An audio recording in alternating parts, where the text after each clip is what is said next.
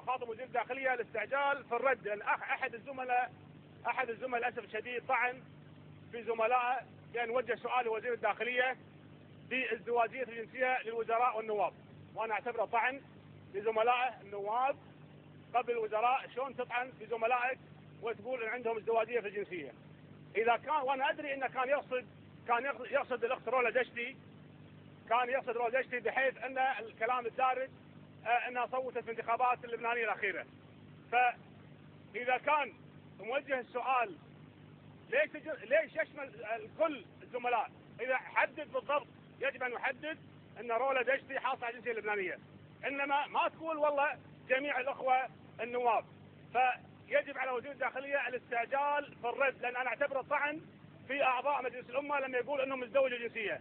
فانت يا وزير الداخليه حسب اللائحه يجب ان ترد خلال اسبوعين، لنا رد كذلك.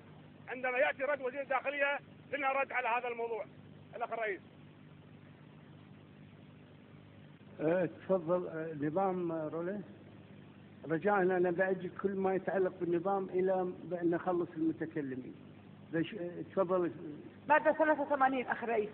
تفضل. الاخ العضو الفاضل ذكر اسمي بانه انا او يعتقد انه انا احمل جنسيه ثانيه غير الجنسيه الكويتيه. انا اريد ان اؤكد للاخ الفاضل، للاخوه الزملاء، للشعب الكويتي، لا احمل الا الجنسيه الكويتيه وجواز سفر الكويتي، وهذا انا فخوره فيه.